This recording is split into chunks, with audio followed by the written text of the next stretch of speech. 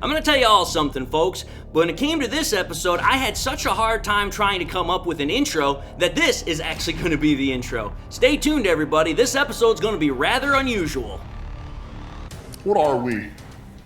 What makes us what we are? And what we're going to be? It's grit. It's what we started with last year, guys. It doesn't matter if you have one ass cheek and 3 toes. I will beat your ass. Can definitely compete with the big dogs. 10-5, end zone, touchdown, Detroit Lions. You guys are unbelievable, man. I'm telling you. We are driven by Detroit. Hello, everybody, and welcome on back to yet another episode of MCM Motor City Mania. I'm your host, David T. Pike, and as always, we're diving on in.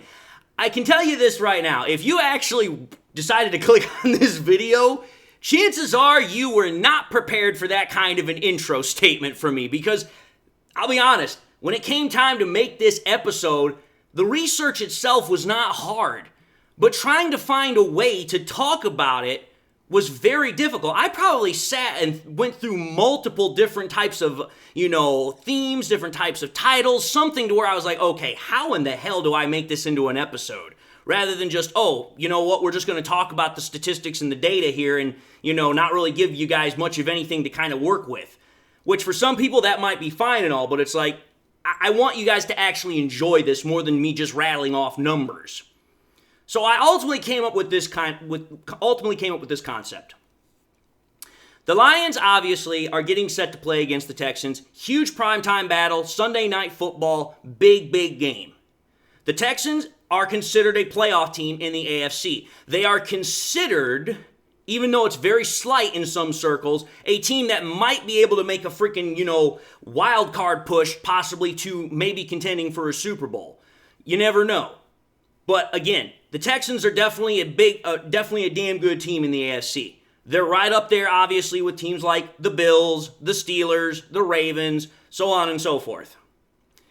So I was like, okay, that has that implications for this game. But how does that directly apply to the Lions? Because we don't play an AFC team in the playoffs until we get to a Super Bowl. Well, here's how it applies to the Lions. The reason why this game is still important is because now the Lions are looking towards their next goal. Okay, the Lions have started the season 7-1. We're at the halfway point, folks. Hard to believe that, but we're at the halfway point. The Lions just made a huge trade to get Zadarius Smith. Wasn't necessarily huge in compensation, but it was definitely huge in terms of the boost in talent to our defensive pass rush. Pretty much what it tells me is that the Lions are now at a turning point. They're now at a juncture, a fork in the road, if you will. Rather than continuing on the path that we've been going, we're about to go in another path. We're about to take our next step on the journey. And that step for the Detroit Lions is now we're putting an all-out push. We are escalating our efforts even more so to get the best possible seeding going into the playoffs. So that way, not only, 1, we secure the division for a second year running, but 2, we also get the number 1 seed. So even though this is not a conference game, even though this is not a division game, it's still a damn important game because of 2 reasons. 1, it's Sunday night football. It means the entire NFL is going to probably be watching us. Number 2, it is against a big team in the AFC, so that's also something to contend with. There's a lot going into this game, even though it doesn't necessarily directly affect what our standing is going to be in the NFC. It still is important. So it's like, okay, that's where we're going to go with our concept here. Let's take a look at this game from the perspective of like I always do when we're talking about opponents going up against the Detroit Lions. The best way I always go about this is starting off comparing the Lions offense and defense versus the opponent's team's, offense and defense, which in this case is the Houston Texans. So let's take a look at that really quickly here. Again, I'm going to put the stuff up on the screen like I always do. If you're new to this, I'm going to try and go over this as quickly as I can without necessarily talking about each individual statistic. When you take a look at the Lions' offense, just at face value from the statistics, it's a damn fine offense. Virtually every single stat is within the top 10. In fact, if you take a look at the stats that I have up on the screen, there's only 4 of them that are not within the top 10. So just at face value with those basic statistics, the Lions are a very damn good offense. And then when you start going into other parameters, they're also a damn good offense. When you take a look at their offensive DVOA, that's also very good. It's ranked 3rd best in the NFL. When you take a look at their PFF offensive grade, it's ranked 4th best in the NFL. The Lions have one of the best offenses in the NFL, and it's a huge part as to why they have gotten to where they are at this point. Okay, that's the Lions offense in a nutshell. Let's go to the opposite side of the coin. How about the Texans defense opposite of the Lions offense? When you take a look at the Texans defense, again, they've got a pretty good defense. Theirs is a little bit more, kind of spread out in terms of the numbers because they do have a couple of numbers that are outside of the top 10, but they have 2 very bad ratings that are near the bottom of that list, and they're in very, very crucial areas. One is in red zone scoring percentage, which is ranked damn near the bottom of the league, and their 4th down conversion allowing percentage, which is also ranked damn near the bottom of the league. Everything else is pretty much within a pretty good rating. But still, a damn good defense, even just at the face value of the statistics. And again, much like I did with, the Lions offense with the DVOA and with the PFF grades, this is what theirs is. For DVOA, the Texans have the 2nd best defense. But what's odd about this whole situation is that if you take a look at PFF, their defense, according to their ratings, according to their analytics system, is middle of the pack. It's graded 16th. So there's different viewpoints on what this Texans defense truly has to offer here. And I guarantee you, I've kind of come to the realization about this. The reason why I think there's such a, split, if you will, about how the Texans defense truly is because in some areas it is really good. But in other areas which are absolutely crucial, it's not. Like I said, red zone percentage is absolutely terrible. 4th down conversion percentage, absolutely terrible. But on top of that, they're also terrible when it comes to giving up passing touchdowns. They are tied 32nd in the league for most passing touchdowns given up by a defense thus far in the NFL with 19.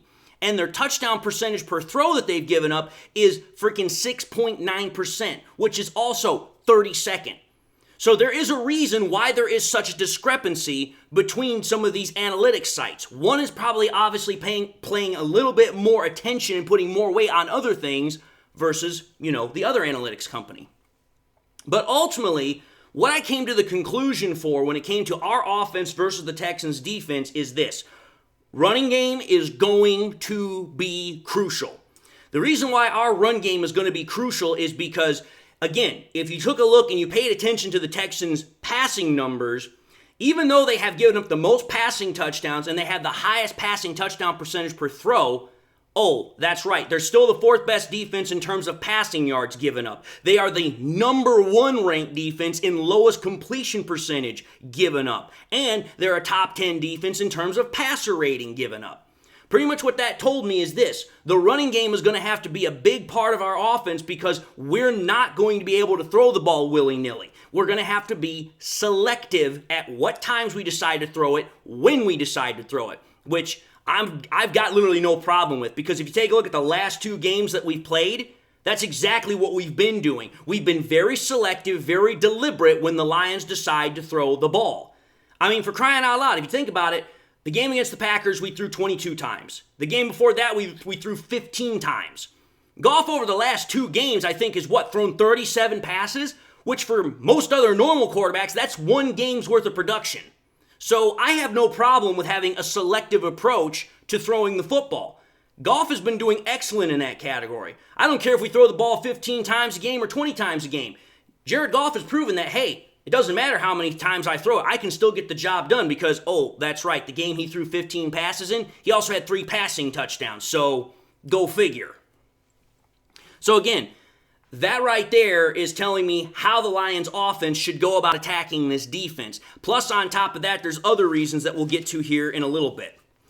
Now, when we go to the opposite side of this coin, we talk about the Houston Texans offense versus the Lions defense. This is what you see for the Texans offense. The best way I can describe the Texans offense is that it's an above average offense at statistical value. It's got some good rankings, but it's also got rankings that are more towards the middle of the pack. So if I was being fair, which I'm trying to be, I would call it an above average offense statistically. But the one area where the Texans do a lot of good damage, at least in terms of their offense, is in the running game component. They're top 10 in rushing yards, they're top 10 in rushing touchdowns, and they're just outside of top 10 in rushing average. Okay, so they're very good at running the ball. When you take a look at, again, the same analytics company I was talking about, prior to, which is DVOA, which comes from, I think, from Football Outsiders. They now call themselves FTN. And PFF, this is what you see. According to DVOA, the Texans' offense is ranked 23rd. So, okay, they might say their defense is great, but their offense, they're saying, is below average. Whereas with PFF, again, the opposite is true. PFF has the Texans rate as the 12th best offense in the game. So it's like, again, discrepancies here with the Texans is rather interesting. You got two analytics companies that are saying the exact opposite of what the other is saying. So it's like, well, who do you decide to go with here? So that's the Texans' offense. Above average when you take a look at face value statistics, but again, much like their defense, there's discrepancies upon the analytics. Now let's go to the Lions' defense. What do we see with the Lions' defense? The Lions' defense at face value, I will say this right now, is probably the best defense overall that the Lions have seen probably since 2014, 2015. Yes, there are areas where it's not particularly great in the rankings, but let's understand something here. Where our defense makes up for it is in the qualitative stats, such as third down conversion percentage, fourth down conversion percentage, scoring drive percentage, red zone percentage. Every single one of those categories, the Lions are ranked 6th or higher. That's absolutely impressive. It means when it comes down to crunch time, we make the stops. We find ways to get our defense off the field. It's absolutely stupendous numbers. It's great absolute work on our defense's part. Now, the one area that is a little bit of a toss-up for this week is how the Lions do in terms of their pass rushing capability. Because one thing we know about the Texans is they're pretty good at pass rush. Well, ever since we've lost Aiden Hutchinson, our pass rush capability has kind of fallen off a cliff a little bit. Well, like I just said, we traded for Za'Darius Smith. So my question is, if Za'Darius Smith plays, because we don't know that just yet, but if he plays, what impact does he actually have on this? Because I'm not expecting that Za'Darius Smith is going to play like a full game's worth of plays. But I would not at all be surprised if the Lions put him out there for like anywhere between 15 to 25 plays, specifically on plays that are for passing down situations. But again, moving off of that, when you take a look at the Lions' analytics grades, again, from DVOA and from PFF, once again, there is agreement between the two companies. It's funny how the Lions they agree on, but the Texans they can't. Because for the Lions, DVOA has the Lions' defense ranked 3rd, and for PFF, they have the Lions defense graded number 1. So, okay, offense and defense for both the Lions, for both analytic company, top 5. But when it comes to the Texans offense and defense, they can't make anything agree. They're absolutely back-asswards. So that's what you get as far as face value when you take a look at the Texans right off the bat and the Lions right off the bat. Now, obviously, I'm not just going to leave it at that. We have to take a look at things much more deeply. We have to go into this a little bit more so than that. Like I said, for the Lions, the run game is going to be important in this because it's going to help the Lions know when it's best to throw the ball. And the reason why passing the ball is going to be important in this game is because, one, the Lions definitely want to take advantage of the fact that the Texans are weak in the red zone and they have the worst pass touchdown giving up in terms of any other team in the NFL on defense. So pretty much it means, hey, when we get into the red zone, you better let Goff get in there and work his magic. Because here's the reason why. Let's think about this, folks. When we take a look at what Jared Goff has done this year, and again, I'll put the stats up on the screen. Jared Goff is 1st in the NFL in pass completion percentage. He's average right now in terms of passing yards. But again, I don't care about that because everything else makes up for it. He's 2nd in passing average per throw. He's ranked 9th in passing touchdowns. And he's ranked 2nd in the NFL in terms of passer rating. Jared Goff right now is not about quantity. He's about quality. And honestly, that's what makes the difference when it comes to games. So, okay, You take a look at that, Jared Goff is a top 10 quarterback statistically. It even shows pretty much the same thing in the DVOA because our pass DVOA is ranked 11th. When you move over to CJ Stroud, on the other hand, it's the exact opposite. CJ Stroud is ranked 25th in pass completion percentage. He's ranked 6th in passing yards. He's tied 17th in passing average. He's tied 10th in passing touchdowns, so I'll give him that. But his passer rating is ranked 17th. And when you take a look at DVOA, his passing is ranked 21st in the NFL. So again, it's a tale of two opposite teams here. Now, why is that important? The reason why it's important here is because of how the offensive line protects said quarterbacks.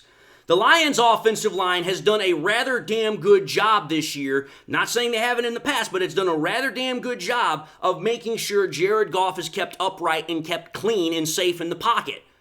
Whereas the Texans, on the other hand, let's put it this way, you might as well be sitting back there behind a sieve. I'm going to put it up on the screen here on both of them so that way you guys can see exactly what I'm talking about here.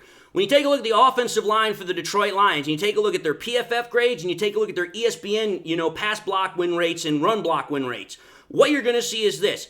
Top 10 virtually in everything. The only area where they're a little bit on the low side is the pass blocking grade according to PFF. But realistically, you're looking at an offensive line that's pretty much top 10 in terms of being able to keep their running backs and their quarterback safe. But on the opposite end, the Texans are absolute trash on their offensive line. Not a single one of their grades, whether it's from PFF or ESPN, is ranked higher than 21. Their offensive line can't block for crap. It might as well be Swiss cheese. So why is that important? Well, let's keep this in perspective here. Obviously, the Lions are going into the Texans stadium. Obviously, CJ Stroud has played a lot better at home this year than he has played on the road. At least if you've been following the Texans and also looked at the stats like I have. But wait a minute, how's Jared Goff done on the road? The same quarterback that, for years everyone wanted to say he was not good on the road and he was more of a home warrior. Take a look at these numbers. Let's start with Stroud for the moment. Stroud's numbers while playing at home for the Texans: 68.2% completion rate, a tick over 1,200 yards, 8.1 an average throw, 5 touchdowns, 1 interception with a 100.9 passer rating. That's pretty damn good numbers. That's damn respectable. However, though, what has Jared Goff done while away from Ford Field? Oh, here's what he's done. Goff has thrown 80% completion rate, almost 1,000 yards, almost 10 an average a throw, 8 passing touchdowns to 1 interception with a 131.5 passer rating. Here's why I'm bringing this up. If the Lions, like I said, are able to introduce Zadarius Smith, and obviously we're getting Josh Paschal back, and we're still able to get pressure up the middle with DJ Reader, Aleem McNeil, and Levi Onwuzurike, there will be opportunities to disrupt and get after Stroud. But again, the reason why I put Goff into this little equation is because when we've played on the road, Goff has done absolutely stupendous this year, and it doesn't matter if it's inside or outside. But the one thing I am going to say that is going to be a huge fly in this ointment is how freaking Dan Skipper does at the left tackle position because Taylor Decker's not playing. He's been ruled out. So now we've got a weakness on the left side of our freaking offensive line, which, correct me if I'm wrong here, but I know I'm not because Goff is right-handed. That's the blind side, which means it has to be your best pass blocker. I don't know how damn good Dan Skipper is going to be able to fill in for one game. He's done okay in the past. But again, like I just showed you guys a few minutes ago, this Texans team is very aggressive, that's very blitz happy. And if there's one thing I know about DeMeco Ryans, he is going to exploit any advantage he has on that offensive line to get after Goff. And let's think about it here. Who's your weakest link now? Is it Graham Glasgow? No. Is it Frank Ragnow? Hell no. Is it Kevin Zeitler? No. Is it Penei Sewell? Absolutely hell no. So the only option then at that point is to go after Dan Skipper on the blind side. So if I'm Dan Campbell and Ben Johnson, I am doing something, if not everything I can, to make sure that blind side is absolutely is absolutely protected and given more protection, or we're doing something to make sure Goff does not have to hold on to that ball longer than what he absolutely has to to, again, counteract that. So, those are one of my key observations. But the one thing I also said was how the running game was going to be important in this game. And it's not just going to be important for the Lions. It's going to be important for the Texans too. Let me show you something here, folks. Ever since the Texans running back, Joe Mixon, has gotten back, he has been on an absolute tear for them. And it's something that the Lions defense has got to pay attention to, because if we're being honest with ourselves, our run defense has been a little bit kind of shaky the last couple of games. It's not what we're used to seeing. Well, when you take a look at Joe Mixon's production over the course of the last 4 games, ever since he's come back, like I said, he's been on a tear. He's had 87 rushes for 425 yards, almost 5 an average a pop, with 5 of his season total 6 touchdowns in the last 4 games. He's absolutely just having himself a freaking great month over the last, 4 games. Now, like I said, the Lions' running game is also going to be important to this, because it's going to take, 1, pressure off of Dan Skipper, pass blocking for Jared Goff, but also 2, it's also going to help the Lions be more selective when they throw the ball and open up Jared Goff's favorite option, play action passing.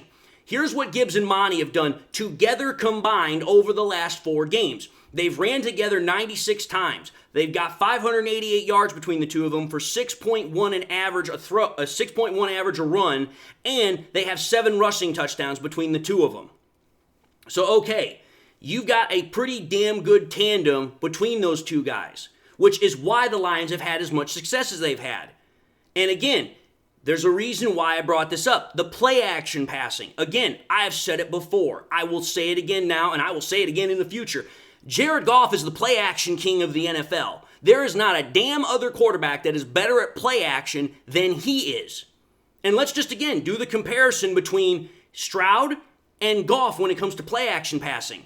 I'll again start with Stroud. When you take a look at Stroud, he's at 68.6% on the season when it comes to play action passing. He's completed a little over 600 yards, 8.6 an average a throw, 4 touchdowns to 1 interception with 108.2 passer rating. Again, very damn good numbers. I'm not trying to take anything away from Stroud. Stroud has absolutely been doing well considering all the things that he's having to deal with. Losing wide receivers, a bad offensive line. Yeah, I give Stroud a lot of credit, which is very hard for me to say because I've been down on Ohio State quarterbacks for as long as I can remember. Stroud so far is proving to be the only one that's opposite of the trend that's been going on for the last 25, 30 years. Hopefully he continues to do that. But getting back to the play action, that was Stroud's numbers. How does Goff look? Goff this year on play action has completed 82.9% of his passes for almost 950 yards, 11.4 an average a throw, 5 touchdowns to 1 interception with 129.5 passer rating.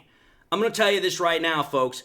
There's not a single person in the NFL that I think does play action passing better than Goff. And I'm sorry, when that run game gets going, you want to talk about a quarterback that can absolutely tear the best defense apart, it's Goff. We've seen him do it this year already. Go back to the freaking Minnesota Vikings game. He did it excellent against them, which is part of the reason why I'm going to end the episode where I am right now. I'm going to tell you this. How this episode was for me is like, listen, I'm going to take you point by point by point, and I'm going to do everything I can to show you the connection from point to point. So that way you guys can understand how I'm going about this episode. I just talked about the Vikings, right? Well, I'm going to tell you this right now. I think the Texans are, I'm not going to say that they're a fraudulent team, but I think they are a little bit fraudulent. Here's the reason why. I kind of put this on the wrong page here, but I just need this for the moment. When you take a look at the when you take a look at the Texans' schedule this year, take a look at how many teams they've played that are of actual noteworthiness. They've played the Vikings, they've played the Bills, they've played the Packers, and that's about it. Other than that, they really haven't played anybody. Most of their teams that they've played are the Colts, the Bears, the Patriots, and the Jets. Like, they've played nobodies. And here's the funny part. Out of all of the wins that they have as a team, the only win that they have against an actual good team is the Bills. So I was like, wait a minute here. How did the Bills lose that game against the Texans? Here's the reason the Bills lost that game. They were absolutely terrible on offense because I think that game freaking, what was it? I think Josh Allen only completed 9 out of 30 throws because the wide receivers are dropping passes. That was part of the reason why they decided to trade for Amari Cooper. But at the very end of the game as well, their coaching staff was absolutely terrible with the time management. So that was the reason why the Texans won that game. Well, why then am I bringing this up in relation to, as I was just talking about with Goff against the Vikings defense? Here's the reason why. If you take a look at the Texans and Lions schedule, you're going to notice a rather interesting similarity. Both the Lions and the Texans have played the Vikings and Packers both on the road thus far this year. So I was like, well, hot damn, this is a great way to make a comparison here. So let's take a look at that real quickly. You take a look at both the Texans and Lions as far as how they've done against the Packers and the Vikings, which, let's call for what it is, the Packers and Vikings are, still considered playoff teams in the NFC. They're still right there in the NFC North, even though we are ahead of them. So, okay here. Here comes my question. How exactly then did the Texans do against said Vikings and Packers versus Lions when we played said Vikings and Packers? You're going to get a rather interesting piece of information here, folks, if I can actually find the damn stats. I've got so many notes here. Here's the notes, pardon me. Here's what you're going to notice. When the Lions played the Vikings and the Packers on the road both times, we won. When the Texans played the Vikings and the Packers both times on the road, they lost. Okay, so that's rather interesting. We were able to beat both teams that they lost to on the road. Okay, so then I was like, well, wait a minute here. Let's go a little bit further down this rabbit hole. How was Stroud when he played against both teams versus how was Goff when he played against both teams? Here's what you're going to see. When you take a look at Stroud's stats versus against both the Vikings and the Packers, two very good defenses, mind you, at least what NFL tries to tell us. Stroud was 30 of 52 for 57.7 completion percentage rate, 301 yards, 5.8 an average a throw, 1 touchdown to 2 picks with a 64.7 passer rating. He was sacked also 8 times.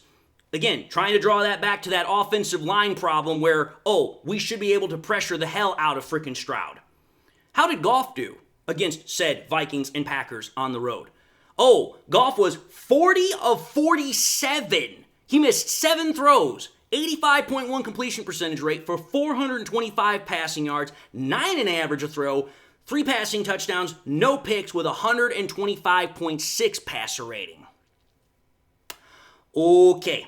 That's a huge difference right there. Goff pretty much blows freaking CJ Stroud out of the water by freaking half the points. Stroud is literally halfway behind him, especially when it comes to the passer rating. Okay, then, how did the Texans do running the ball versus how we did running the ball? Because we both know that both teams are going to need to run the ball and have to run the ball well. For the Texans' rushing attack against both the Vikings and the Packers, they ran the ball only 14 times for 38 yards against the Vikings, no touchdowns, less than 3 an average a rush. Against the Packers, they did substantially better, and that's because they got freaking Joe Mixon back. They didn't have Joe Mixon against the Vikings, so I wanted to make sure I put that out there because that is pertinent information.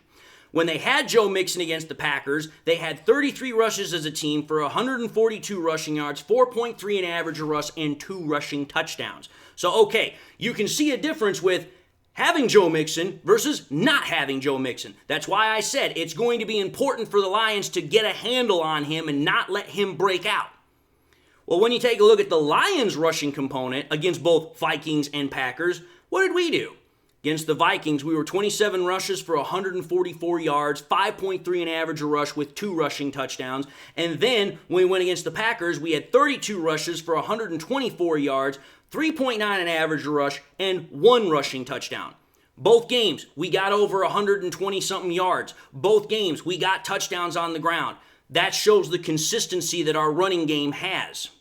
And I also know this. Texans fans are going to say, oh, well, that's not fair. You're still not being fair. Really? Here's another interesting coincidence. Let's think about this. Both times when the Texans and the Lions played the Packers, we were missing wide receivers. The Lions didn't have Jameson Williams because he was suspended. Oh, that's right. The Texans didn't have freaking Nico Collins because he was on IR for 4 weeks. Funny how now both of those guys are going to be playing in this game on Sunday night because J-Mo just got back from his suspension and Nico Collins just got activated from IR. Interesting how this all is, freaking mixing together and coming together all into a perfect like little stew. So here's my point here. How do the Lions beat the Texans? I'll tell you how they beat them. Number one, they have got to get a score, and they've got to score early. Both times that they freaking played both the Vikings and the Packers, pretty much what happened was this. The Vikings were up 21-0 going into the second quarter. At the very beginning of the second quarter, they were up by 3 scores. When they went against the Packers, because of Jordan Love, threw 2 interceptions, and that gave them 10 points of the first 19 points they scored in the first half. So, okay, Lions have to score early and get an early lead. 2, they have to protect the football. Cannot turn the ball over to freaking the Texans offense because we know that freaking DeMeco Ryans defense is absolutely excellent. And then, like I said, we have to get our run game going and we have to try and find a way to slow down Joe Mixon. We have to keep their run game in check. And then finally, the Lions have got to protect Goff so that way not only can our run game get opened up, but then we can be selective with our passing and open up play action passing. That's why I talked about Decker being out because Dan Skipper is going to absolutely have to do a much better job than probably what we've ever seen him do before in the past. I'm not saying that he can't do it, but he's going to have to step up big time because while the Lions don't have to face against Will Anderson, like I pointed out earlier, the Texans are a heavy blitz team, and DeMeco Ryans is one of the best defensive minds in the NFL right now. I guarantee you, he's already come up with some packages to try and take advantage of that weakness. But anyway, folks, I know this is a hell of a long episode, but there was a hell of a lot of information that I had to go over, so I do apologize for the length.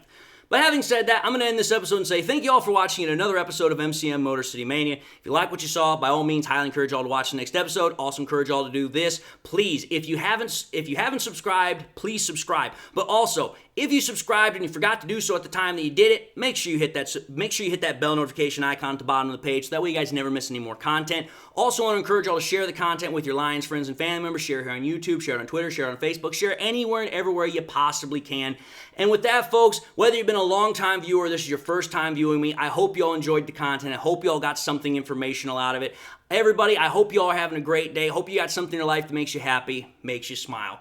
God bless, my friends. And until we meet tomorrow for the live stream and also maybe for some content early in the morning, I'll see you all in the next episode.